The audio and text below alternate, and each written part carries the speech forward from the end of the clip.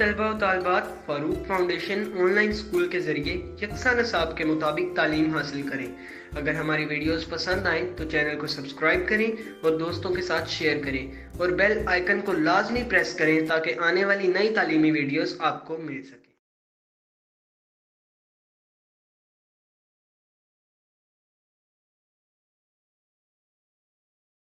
Assalamu alaikum students. Here I am to teach the physics class 10th. We are discuss about chapter number 11 sound. I am taking all these content of this chapter from Punjab textbook board. Students, if you listen all these video lectures with full attentively, then hope so you will get excellent marks in the exams. मेरी parents से भी एक request है, वो अपने बच्चों को online learning के बारे में उन्हें अवेयरनेस दें, उन्हें गाइड करें ताकि अपनी स्टडी को कंटिन्यू रख सकें बच्चे। स्टूडेंट्स, आप हमारी वीडियो लेक्चर्स को फुल अटेंटिव होकर सुनेंगे तो होप सो आपके बहुत से कंसेप्ट्स क्लियर होंगे और आपके एग्ज़ाम्स की प्रिपरेशन के लिए आपके लिए बहुत हेल्पफुल होंगे। स्टूडेंट्स, आज हम लोग डिस्कस करेंगे 11.6 है जो हमारे बुक का टॉपिक है, इम्पोर्टेंस ऑफ एक्वेस्टिक्स। ओके स्टूडेंट्स, हम लोग हमारी बुक का जो 11.6 है, इम्पोर्टेंस ऑफ एक्वेस्टिक्स को डिस्कस करेंगे। एक्वेस्टिक्स क्या होती हैं? ये बेसिकली एक तकनीक और method use to absorb undesirable sounds by soft and porous surface is called acoustic protections. Actually एक ऐसी तकनीक, एक ऐसा मेथड जिसमें आप सॉफ्ट और पोरस सब्सटेंसेस का इस्तेमाल करके आप नॉइज़ को, आप साउंड को बेसिकली अब्जॉर्ब करवा सकते हैं। ठीक है, इस तरीके से जो नॉइज़ है वो कम से कम होगी। So it is called the acoustic protection. As you know students, जब भी ट्रैवल करता है तो वो डिफरेंट सरफेसेस से जाके रिफ्लेक्ट होता है। ठीक है, अब कोई सरफेस जितनी ज़्यादा हार्ड होगी, जितनी ज़्यादा रिजिड होगी, वहाँ से जो साउंड है वो रिफ्लेक्ट होके वो ज़्यादा से ज़्यादा वापस को आएगा। अगर तो जो साउंड है वो स्ट्राइक करता है किसी भी ऐसी सरफेस के साथ जो कि सॉफ्ट है, जो कि पोरस है, जैसे कि स्टूडेंट्स फॉर्म या फिर रबर है, तो वहाँ पे जो साउंड है वहाँ पे जाके साउंड जस्ट अब्जॉर्ब हो जाती है। ठीक है, this is called the acoustic protection. अब कुछ यहाँ पे अब्जॉर्प्शन होती है, यहाँ पे बहुत ज़्यादा इम्पॉर्टेंट है कुछ अब्जॉर्प्शन जहाँ पे उस नॉइज़ को हम लोग कम कर सकते हैं। लेकिन कुछ जगह ऐसी हैं जहाँ पे ये अब्जॉर्प्शन है ये गलत भी है स्टूडेंट्स। ठीक है, अगर तो हमारे पास क्लासरूम या हमारे पास कोई कॉन्फ्रेंस हॉल है, वहाँ पे साउंड ज़्यादा अब्जॉर्ब हो जाएगी तो जो लिसनर्स हैं, जो ऑडियंस हैं, उन तक साउंड बहुत कम पहुँचेगी। ठीक है, बाज़ औक़ात होता इस तरह से है कि जो डिफरेंट सरफेसेस के डिफरेंट वॉल से जब साउंड्स हैं स्ट्राइक करके वापस आते हैं तो वो एक जगह आके ग्रेवल हो जाता है। ठीक है, अब जो ग्रेवल हो जाना है, ठीक है, इसे हम लोग कहते हैं reverberations. Sounds becomes rebels due to multiple reflections called reverberation. ठीक है, जो मल्टीपल रिफ्लेक्शंस हैं उन्हें हम कहते हैं रेवरेशंस। हमें चाहिए जितने भी हॉल्स हैं, कॉन्फ्रेंस हॉल्स हैं या क्लासरूम्स हैं, उनकी सरफेसेस को इस तरह से डिज़ाइन करें ना तो साउंड वहाँ पे ज़्यादा अब्जॉर्ब हो, ना वहाँ पे रेवरबरेशंस कॉज हो। ठीक है, अब साउंड जो है वो इक्वली डिस्ट्रीब्यूट होना चाहिए टुवर्ड्स ऑल द ऑडियंस। ठीक है, ताकि हर ऑडियंस को ईजीली उस वॉइस को सुन सके। क्लास में जितने भी स्टूडेंट्स हैं वो एक टीचर की वॉइस को ईजीली सुन सकें। ठीक है, अब नॉर्मली जो कॉन्फ्रेंस हॉल होते हैं उनकी जो ऊपर सीलिंग्स होती हैं उनको कर्व्ड बनाया जाता है। ठीक है, कर्व्ड क्यों बनाया जाता है? इसी तरीके से आपने कॉन्फ्रेंस हॉल्स के जो स्पीकर्स होते हैं वो भी कॉर्नर्स पर रखे जाते हैं। ठीक है, ताकि ये कॉर्नर्स हम लोगों ने एक स्पीकर है वो प्लेस कर दिया। अब स्पीकर से जैसे ही साउंड प्रोड्यूस होगा तो ये साउंड्स है ये डिफरेंट डायरेक्शंस में जाके हमारे पास स्ट्राइक कर रहा है। ओके स्टूडेंट्स, आमतौर पर जो ये लेक्चर हॉल, कॉन्फ्रेंस हॉल और थिएटर हॉल्स की जो छतें हैं वो भी कर्व बनाई जाती हैं ताकि साउंड की जो रिफ्लेक्शन होने के बाद हॉल के तमाम कोनों तक पहुंच सके। अब जब ये रिफ्लेक्ट बैक होके वापस आएगा तो वो इक्वली डिस्ट्रीब्यूट हो जाएगा। ठीक है, अब ये जो साउंड बोर्ड स्टेज के जो पीछे रख दिए जाते हैं वो गार्बेज नहीं होगा, इस तरीके से वो इजीली तमाम ऑडियंस तक वो इजीली मतलब पहुंच जाएगा या फैल जाएगा। स्टूडेंट, इस तरीके से जो कर्व सरफेस इसलिए रखा जाता है क्योंकि जो साउंड्स हैं, लेट्स सपोज ये हमारे पास सोर्स ऑफ साउंड है, यहाँ से हमारे पास जो सोर्स ऑफ साउंड जाके स्ट्राइक करेगा, ठीक है। स्ट्राइक करने के बाद जो साउंड है वो बिल्कुल स्मूथली मतलब कि रिफ्लेक्ट बैक हो जाएगा, ठीक है। इस तरह से जो तमाम जो ऑडियंस हैं उनको इक्वली डिस्ट्रीब्यूट होगा, मतलब सबको इक्वल साउंड सुनाई देगा। Clear student? So that's why हमें चाहिए कि हमारे क्लासरूम या जितने भी कॉन्फ्रेंस हॉल्स हैं, थिएटर्स हैं, उनकी इस तरह से उन्हें बिल्ड करें, वहाँ पे जो साउंड है वो इक्वली डिस्ट्रीब्यूट हो, वहाँ पे ना तो साउंड ज़्यादा डिस्ट्रीब्यूट हो ना रेवर्बरेशंस वहाँ पे ऑकर हो। इस तरह से हम लोग साउंड को इक्वली डिस्ट्रीब्यूट करवा सकते हैं। स्टूडेंट्स, होप्स हो कि आपको लेक्चर समझ आ गया होगा जिसमें, ठीक है। नेक्स्ट हम लोग नेक्स्ट टॉपिक डिस्कस करते हैं, ऑडियोबल फ्रीक्वेंसी रेंज। स्टूडेंट्स, हमारा नेक्स्ट टॉपिक है ऑडिबल फ्रीक्वेंसी रेंज। ऑडिबल कहते हैं जिसे हम लोग सुन सकें, ठीक है।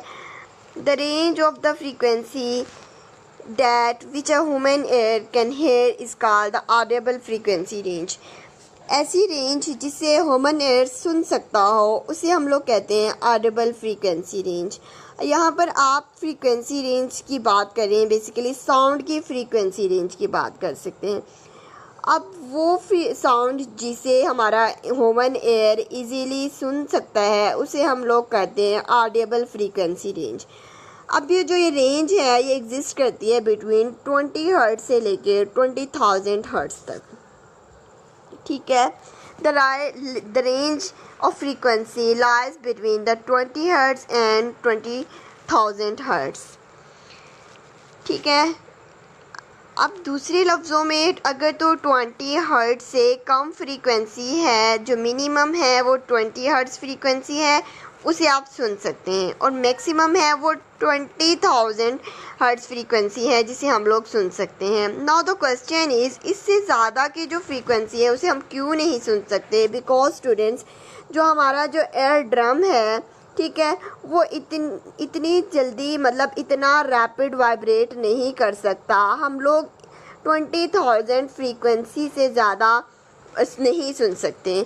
आप लोगों ने सुना होगा मतलब जो डिफरेंट व्हीकल्स होते हैं, जैसे कि कुछ ही होते हैं जिनकी फ्रीक्वेंसी बहुत ज़्यादा होती है, जिसकी वजह से हम लोग उनका साइलेंट व्हीकल्स हैं उनकी फ्रीक्वेंसी इतनी ज़्यादा रेंज होती है जिन्हें हम नहीं सुन सकते। अब ये फ्रीक्वेंसी रेंज डिफरेंट एज के साथ चेंज होती रहती है। अगर हम लोग यंग चिल्ड्रंस की बात करें तो उनकी frequency range 20 hertz, but old people can not be sound even about 15 hertz. Old age में जो फ्रीक्वेंसी रेंज है वो डिक्रीज़ हो जाती है, मतलब 15,000 हर्ट्ज तक आ जाती है। मतलब जो बूढ़े लोग हैं वो 15,000 हर्ट्ज से ग्रेटर की फ्रीक्वेंसी नहीं सुन सकते, ठीक है। यहाँ पे हमें एक गिवन रेंज गिवन है जिसकी बिना पर ना तो हम लोग ज़्यादा फ्रीक्वेंसीज़ को ना सुन सकते हैं ना ही कम को। ये आपको फ्रीक्वेंसी रेंजेस आपको याद होनी चाहिए कि ऑडिबल फ्रीक्वेंसी रेंज कितनी है, ठीक है। और मतलब कि यंग्स के लिए और ओल्ड एज के लिए जिनकी फ्रीक्वेंसी रेंज कितनी हो, तो इनकी आप लोगों ने अपने जहन में रखनी है। तो इस तरह से MCQs भी पूछ लिए जाते हैं, ठीक है स्टूडेंट्स।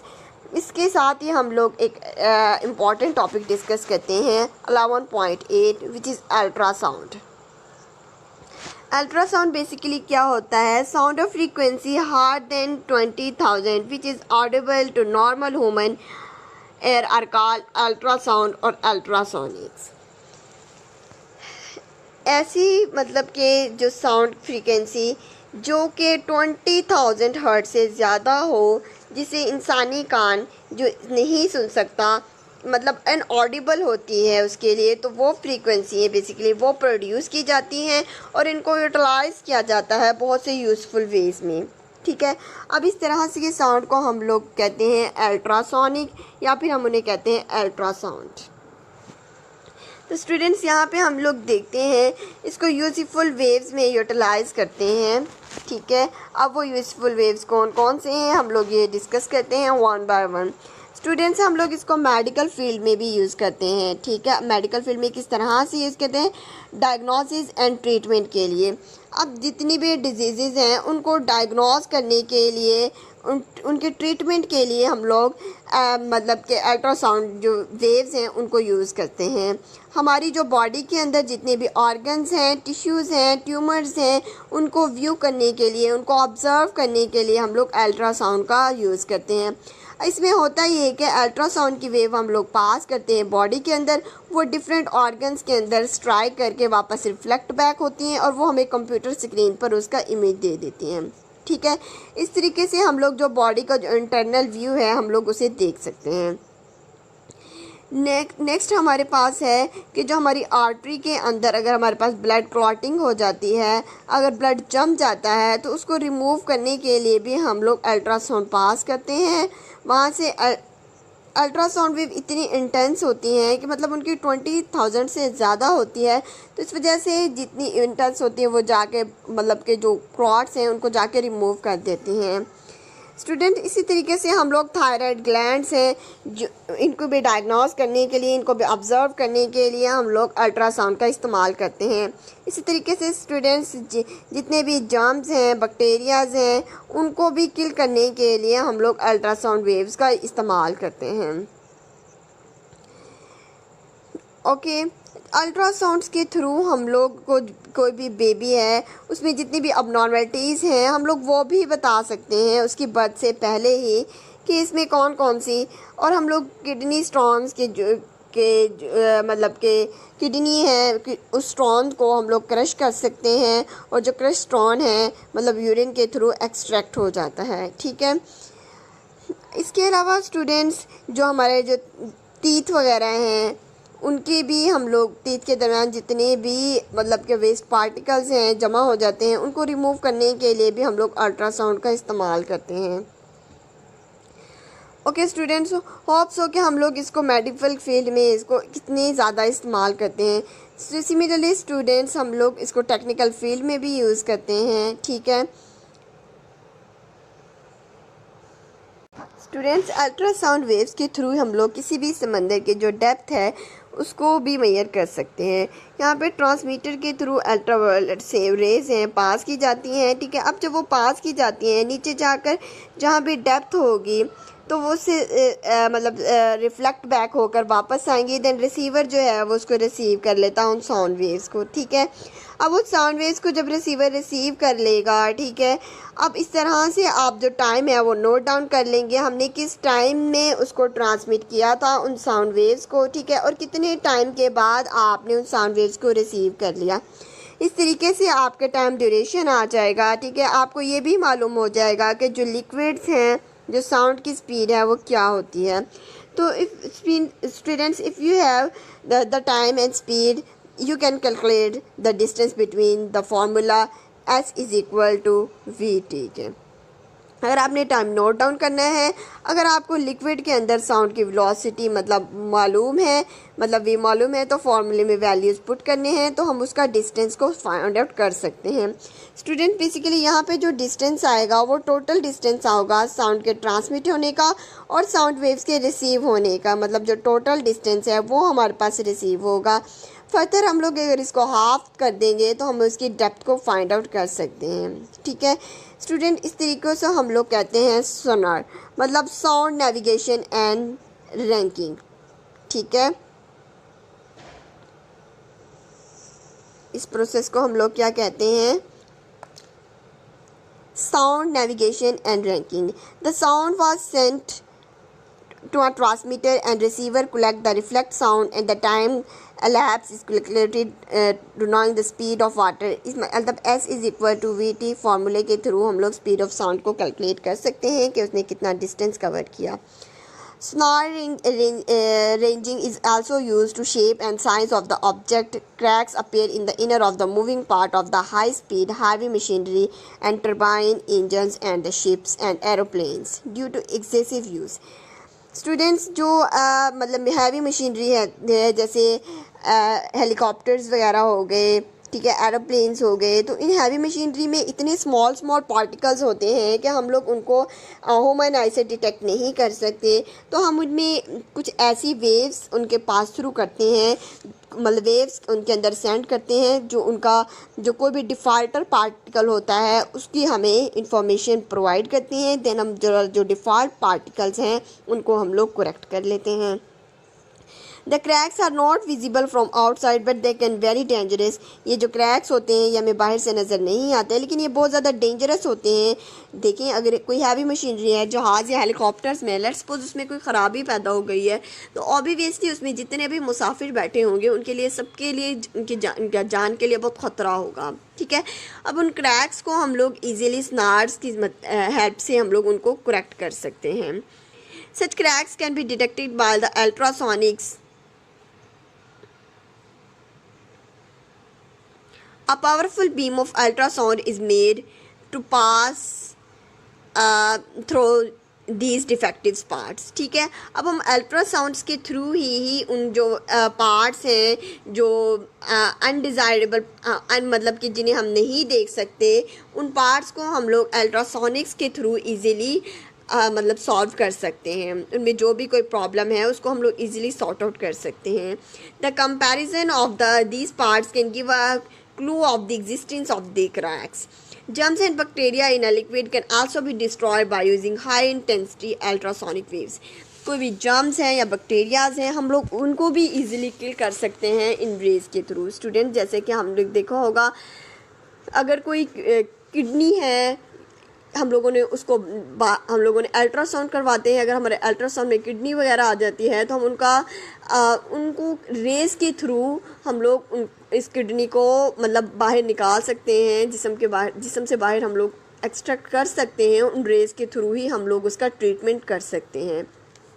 ठीक है, और उसकी मतलब कि एक स्पेसिफिक पार्ट पे जाके वो वेव्स उसको टारगेट करती हैं, और देन उस जो हमारा डिफेक्टिव पार्ट होता है वहाँ जाके वो जर्म्स हैं या बैक्टीरियाज हैं जो भी हैं वो अल्ट्रासाउंड के थ्रू हमारे पास देख सकते हैं हम उन्हें, और अल्ट्रासोनिक वेव्स के थ्रू हम लोग उनका ट्रीटमेंट भी कर सकते हैं। ये था स्टूडेंट्स साउंड ये मतलब टॉपिक, जिसमें हम लोगों ने देखा कि किस तरह से हम लोग रेज को एंटर कर सकते हैं और किस तरह से हम लोग बैक्टीरिया, जर्म्स या फिर ऐसी चीज़ें जो मतलब कि हमें आम आँख से नज़र नहीं आती, बल्कि हम वेव्स के थ्रू उनमें मतलब वेव्स के एंटर करके हम लोग उनको डिटेक्ट कर सकते हैं, हम लोग उनका इलाज कर सकते हैं। Thank you so much students, ये था हमारा आज का टॉपिक। स्टूडेंट्स, आप इस टॉपिक को बार बार ध्यान से सुनिएगा, देन आप लिख के देखिएगा, तो होप सो आपके बहुत से कंसेप्ट क्लियर होंगे। ओके स्टूडेंट्स, अपना बहुत सारा ख्याल रखिएगा। Thank you so much. अल्लाह हाफिज़।